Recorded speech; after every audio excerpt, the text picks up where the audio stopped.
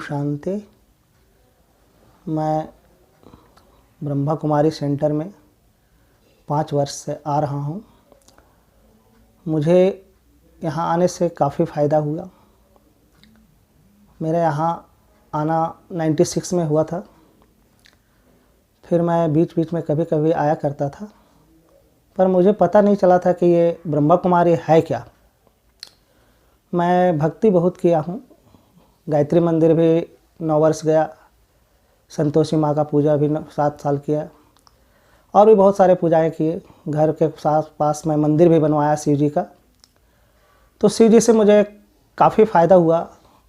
मतलब मैं जो चाहा वो प्राप्त किया शिव जी से।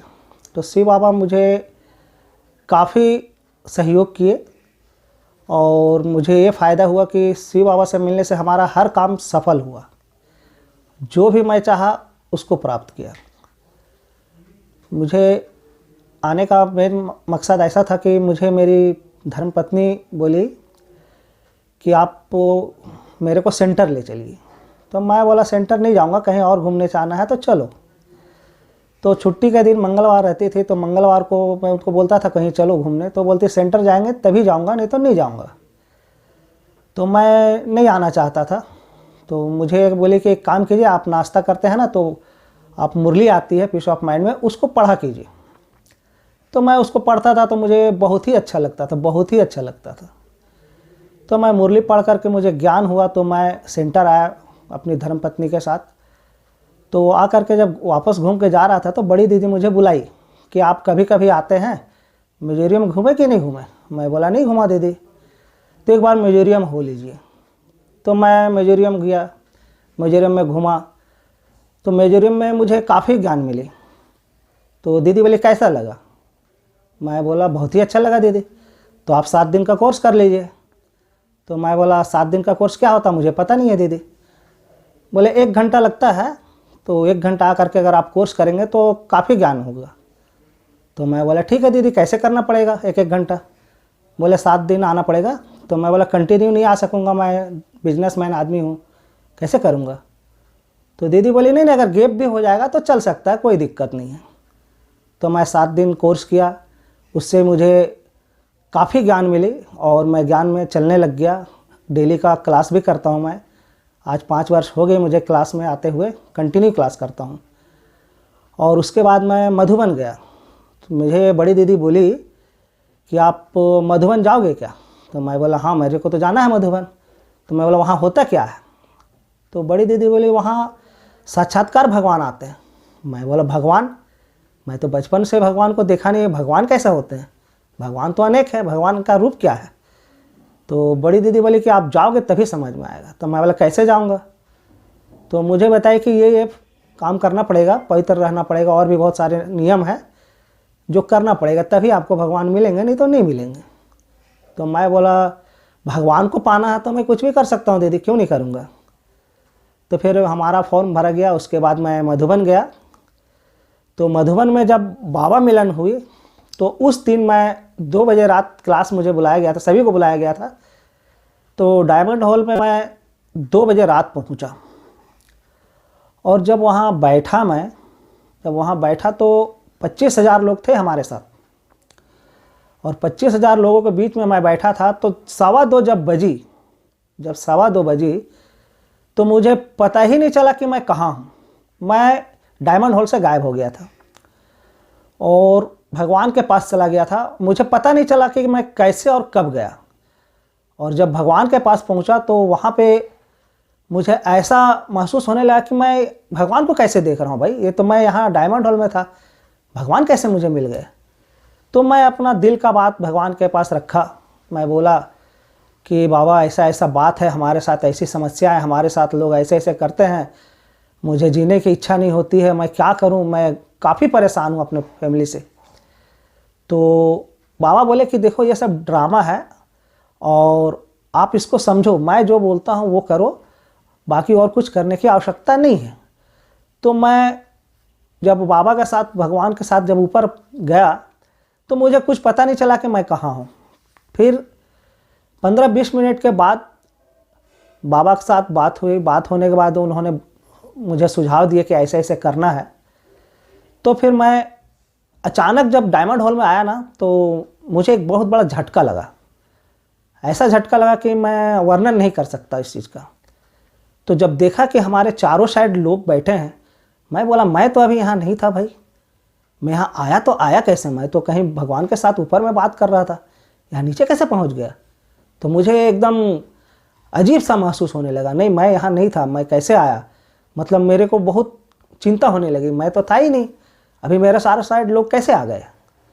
फिर मेरे को समझ में आया कि नहीं, भगवान मिलता है तो कैसे मिलता है? तो मुझे भगवान जो मिले तो इसको मैं क्या वर्णन कर सकता हूँ। अगर आप पवित्र रहेंगे, बाबा के कहने पे चलेंगे, तो साक्षात्कार भगवान के दर्शन निश्चिंत होगी।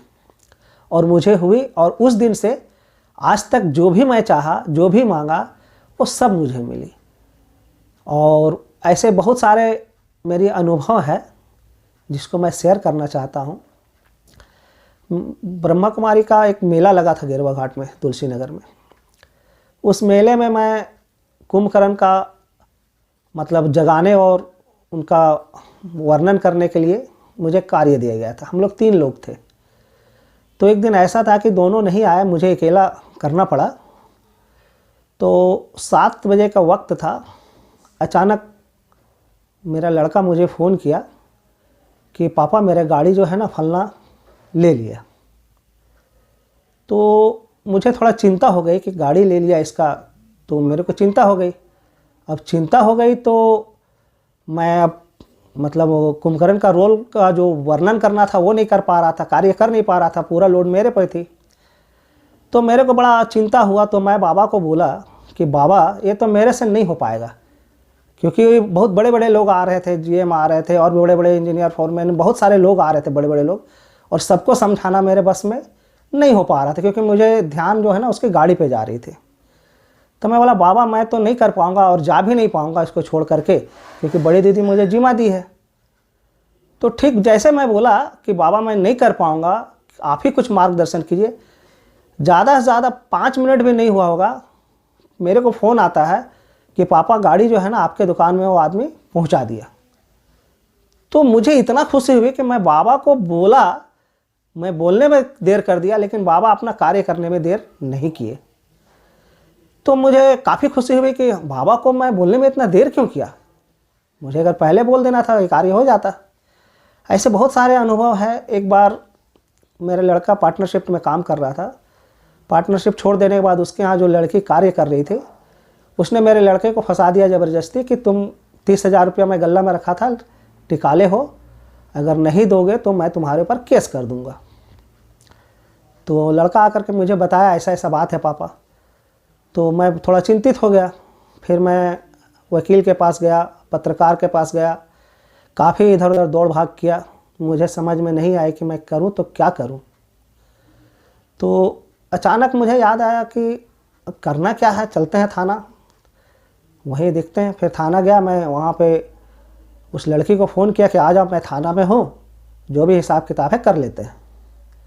फिर वो आई नहीं डर से। फिर मैं बोला बाबा मैं तो कभी जीवन में थाना पुलिस किया नहीं हूँ और आप मुझे थाना ले आए, अब मैं कैसे करूँ बताइए। तो ठीक मैं बाबा को बोला। दूसरे दिन जब क्लास में आया मुरली सुनने के लिए, तो मुरली से हमें ये फ़ायदा होता है कि मुरली जब मैं सुनता हूँ तो मेरे प्रश्न का उत्तर मिल जाते हैं उसमें। तो दूसरे दिन जब मुरली चली तो मुरली में मुझे ये सुनने को मिला कि आपको चिंता करने की कोई आवश्यकता नहीं है, आप कहीं मत जाइए, है ना, सारा कार्य को मैं कर दूंगा। उस दिन के बाद मैं कभी थाना नहीं गया, मेरे पास कोई कॉल नहीं आया। आज 3 वर्ष हो गई, हमारा काम सफल हो गया। बाबा हमारा काम को मतलब बोलने में देर हो जाती है, सफल होने में देर नहीं होती। और एक समय की बात है, हमारा लड़का को डेंगू मलेरिया हो गया था। तो डेंगू मलेरिया जब हो गया था तो मैं उनको रायपुर ले जा रहा था। तो हम लोग, मैं था, मेरा बड़ा लड़का था, छोटे लड़के को डेंगू हुआ था और हमारे मामा जी हैं वो भी थे। तो रायपुर जा रहा था। तो बिलासपुर से जब गाड़ी छूटी, अचानक वहाँ पे मेरे लड़के को अटैक आ गया। जब ट्रेन में अटैक आ गया तो वहाँ के लोग देख करके घबरा गए कि अब इस लड़के को क्या होगा। मुझे भी काफ़ी घबराहट हुई। मैं बोला अब ये तो नहीं बचेगा, मैं इसकी माँ को क्या जवाब दूंगा। मैं काफ़ी चिंतित हो गया। तो क्या है, हम लोग कंट्रोल करना चाह रहे थे तो नहीं हो पा रहा था। उस बीच एक फल्ली बेचने वाला टाइप का एक आदमी आया।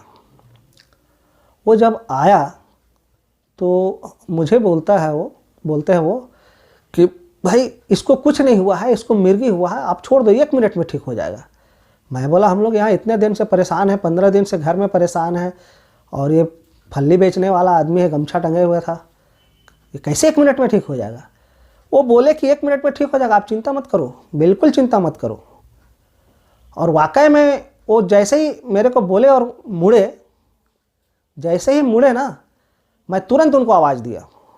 लड़का तो उठ गया 1 मिनट में, मैं तुरंत उनको आवाज़ दिया और सभी ट्रेन के जितने सदस्य थे उनको भी आवाज़ दिया कि भैया उनको थोड़ा देखिए, मेरे पास भी बेल्ट है, क्या इसको रास्ता में कोई प्रॉब्लम होगा तो ठीक हो जाएगा क्या। सारे ट्रेन में उनको खोजा गया, मतलब 2 मिनट सेकेंड भी नहीं हुआ होगा। उनका मुड़ना और मेरा बोलना देरी नहीं हुआ, और सारा ट्रेन के लोग उनको खोजे, लेकिन वो नहीं मिले। जब वो नहीं मिले तब मुझे एहसास हुआ कि शिव बाबा जो हैं महान है। किस तरह से, किस भेष में आकर के हेल्प करते हैं, इसका वर्णन नहीं किया जा सकता है। ऐसे बहुत सारे हमारे मन में और हमारे कार्य सफल करते हैं, बहुत सारे कार्य हैं। मैं किस किस का वर्णन करूं। मैं तो अपनी धर्मपत्नी का बहुत बड़ा सौभाग्य मानता हूं कि उन्होंने हमें यहाँ लेके आया। मैं तो नहीं आना चाहता था, जिससे हमें साक्षात्कार शिव भगवान का दर्शन हुआ और मुझे बहुत ही अच्छा लगता है। और मुझे बीच में कार्य भी बंद हो गई थी, तो जिस दिन मैं मधुबन गया, मधुबन से जब मैं आया तो जो हमारे कार्य बंद हो गई थी, तंगी हो गई थी हमारे घर में, ठीक आने के 1 महीना भी नहीं हुआ और वो हमारा जो कंपनी का कार्य छूटा था वो कार्य मुझे वापस मिल गया। अभी के समय में मैं तन मन धन सबसे संपूर्ण हूँ। बाबा जब से मिले हैं हमें सब चीज़ मिल गया है। हमें और किसी भी चीज़ की कोई आवश्यकता नहीं है, सिर्फ बाबा चाहिए और कुछ नहीं चाहिए। ओम शांति।